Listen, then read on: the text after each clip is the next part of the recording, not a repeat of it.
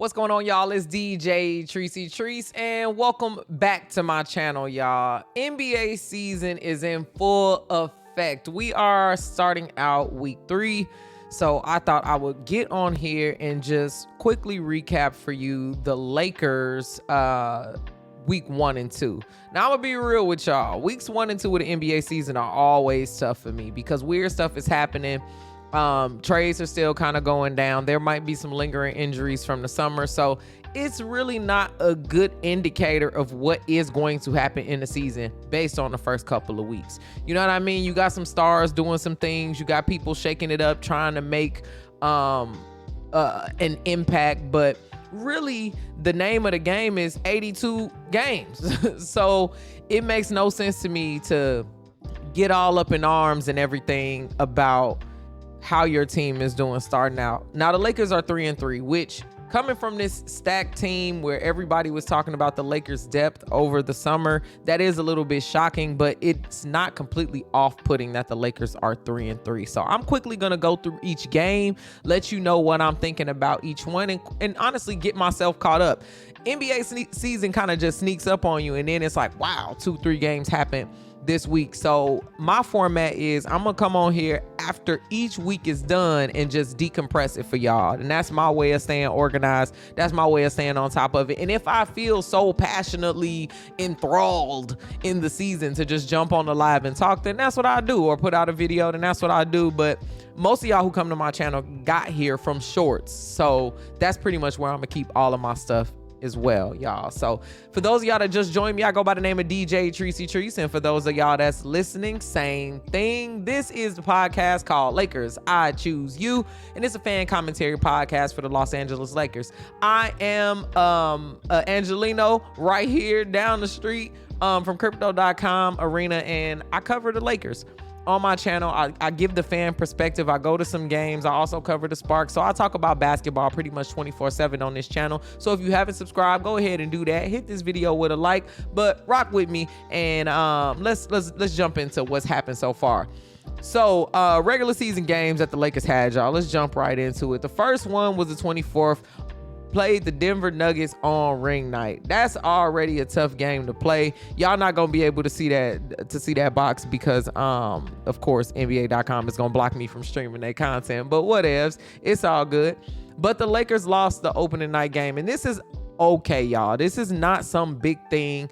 Of course, the Lakers lost last year in the Western Conference Finals, got swept by the Denver Nuggets, so we're probably gonna lose this game. And it's a ring night. So what ring night on a defending champion at home is going to lose that game, right? So the Lakers 107-119. The main thing there was just defense, in my opinion. You know what I mean? It's always comes down to the Lakers being down by some points, and then we got to hustle to play some defense, and we in a jam to take some shots and kind of catch up. So that's really what happened in that game. So that was the first L that we took, just going through. First game was a loss, 119-107. All right, now we go to game 2, and the Lakers, who had the most points there? Anthony Davis had 30 points, 12 rebounds. Come on, quick triple-double. Actually just a double-double because he only had 3 blocks. LeBron had 21 points, 8 rebounds, 9 assists. That was a pretty good game. Kevin Durant has been the only person holding it down for the Phoenix Suns, y'all, so I kind of feel bad for him. There was no D-Book, I don't think, in that game, and neither was it. I don't think Bradley Beal has played at all yet as a Phoenix Sun, so just keep an eye out for that because Phoenix is a little bit better in the West than they have been presenting as. So I don't want to just throw Phoenix to the side like, oh, well, the Lakers beat them already a couple times. You know what I mean? You never know. They also got Kevin Durant on the squad, so let's be respectful there. It was a loss, but only by 5 points. We could have did a lot better with those 2 star players out, in my opinion. All right, so there we go. We had 1-1. The third game, we played against the Kings. Now, this one was a sore one. You know what I mean? This one was a sore one for me because it got down to the wire, and the Kings are a great team. I think in the West, people don't think about the Kings as a team because they're so young. They got Malik Monk. De'Aaron Fox is, of course, young Steph. He's trying to be a great guard. He is a great guard already, but he's really cutting his teeth and making a name for himself. So you can't ever count the Kings out. They play great defense. They play in harmony. De'Aaron Fox rolled his ankle in that game, still scored 37 points, 8 assists. Malik Monk had 22 points. He kind of went crazy on a jump shot there. For me, we kind of fell apart. LeBron had 27 points, 15 rebounds, and 8 assists. Think about that, y'all. LeBron doing that much work just don't seem right when we spent all of this time and this money in the offseason in order to stack this squad. And now we still got LeBron on minute restriction, quote unquote, still with the 27 points, 15 rebounds, 8 assists. That's crazy. But Anthony Davis did score 30 points. He had 16 rebounds and 3 blocks. So that was a long ass game. And the Kings came out on top, but I think De'Aaron Fox was out that next game. So now we're 1-2, y'all. We done lost 2 games straight. That's where we at. So for those of y'all that just joined, I'm quickly recapping the first couple of weeks that the Lakers played. First game was a loss against the Nuggets. Second game, Phoenix Suns. That was a win. Then we got the Kings. That was a loss. Let's go to the Magic. We beat the Magic once. Let's see. We beat the Magic once. D'Angelo Russell scored 28 points, 8 assists, 2 rebounds. That was pretty good. Anthony Davis, 26 points, 19 rebounds. Oh, my God. Defensive and offensive rebounding is something that the Lakers need to focus on this season. There is no way that we can win if we don't win the boards, period, because it leaks into your defense and makes you have to do so much more offensive work when you shouldn't have to do that. And then we start to get down to the wire. And then you got the fans. That's another reason why I don't like really paying attention to weeks 1 and 2. If you're gonna be a Lakers fan the whole season and you're gonna make it the long distance, there is no way in the world that you can continue to get yourself up in the arms with just the highs and the lows of everything that's happening with the Lakers. It's always a roller coaster with them. So don't invest so much time in the beginning of the season. I like that we have this in-season tournament that's coming up to kind of break up the monotony of the season and give you a little bit of something to look forward to halfway. NBA fans are new to this, but WNBA fans have already seen the in-season tournament, and it's usually a good predictor of who's going to be a team that's going to be in at least in the conference finals.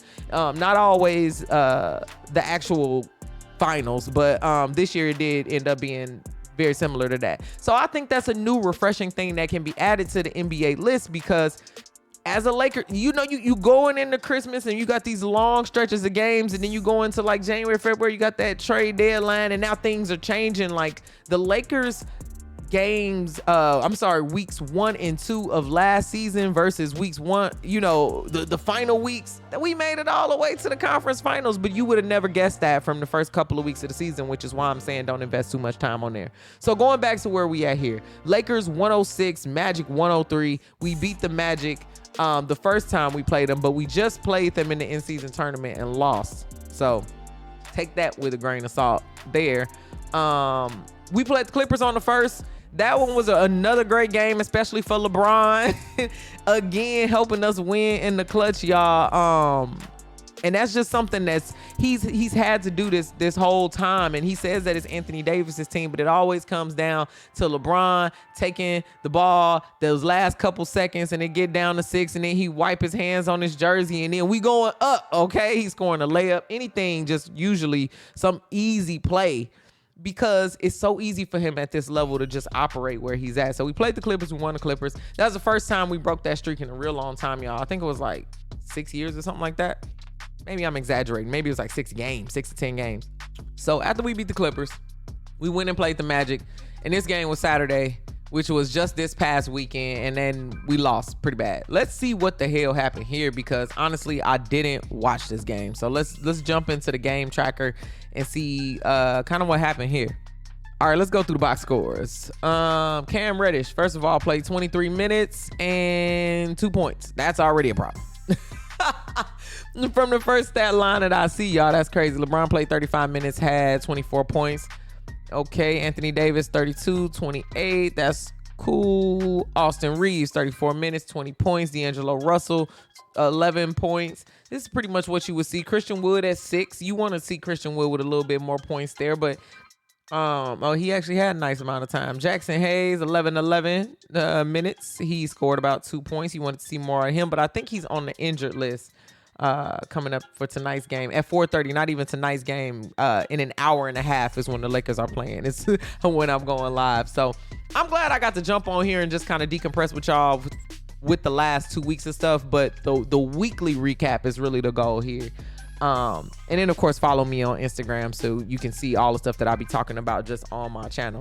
And for those of y'all who are looking at me on my YouTube for the first time, yo, I changed my hair. Let me go ahead and change the layout so you can see this. Y'all, I cut my locks. After 14 years, I went ahead and just had a Britney Spears moment in the shower and said, you know, it's too much hair on my head. I'm cutting it off. And that's what I did. Shouts out to my barber Roman for keeping me fresh. Let's jump right back in. All right, what happened at this game? I'm sorry, I got monkey brain, y'all. For those of y'all that's listening, it's probably hard as hell to follow what the hell happening here. But I was recapping why the hell we lost to the Magic by 20 points. Max Christie got in the game, 23 points, 23 minutes, 6 points. You want to see more out of Max, especially he been a two-way player for a minute. Okay, the bench wasn't that great. Cam Reddish is really what we missing because Taurean Prince or Vandy would have been in there scoring those points that we was missing there. So whatevs. I bet Paolo went crazy. 25 points. Franz Wagner, 26 points. Anthony Black, never heard of these people. See, literally. Cole Anthony, I know Cole Anthony, 14 points. I don't see how that equal that. 101 to 120. Who the hell? It was really just Paolo and Franz. Oh, and they had a couple other. They had like 4 players in double digits. So that makes sense with the scoring. Because the Lakers had 3 players with 20, but only 1 player with double. So it just wasn't a group effort here. And I heard some of the press conference, and Darvin Ham was talking about how it's really the team's effort at this point. He can't coach effort. He can't coach defense, which is all true. And I'm not saying that Darvin Ham shouldn't take some of the blame, because absolutely I think his rotations are phony baloney circus rotations sometimes, and he rides the rotations until they literally fall apart. So he's taking some of the blame, but some of it too is like, if you're playing a young team and you're going to come into the game playing sluggish, you're going to be playing catch up the whole time. And nobody wants to watch that. Nobody wants to experience that. And I'm sure the Lakers don't want to play through that. So that's some of the frustration. So it's like, I'm really looking forward to this game, especially against the Miami Heat coming up this afternoon. I want to see the Lakers come out and really be on top in the first couple of quarters. Stop taking the fans through this long ass, drawn out, just to the wire every single game. I'm to the point where I'm only tuning in to the second half of the game, because the first half is so much of a up down. We might enter halftime down by 20. Now it's down a 2-point game. It's like, bruh, there's not enough weed in the world to keep my emotions in check, to be honest. And I'm here in LA.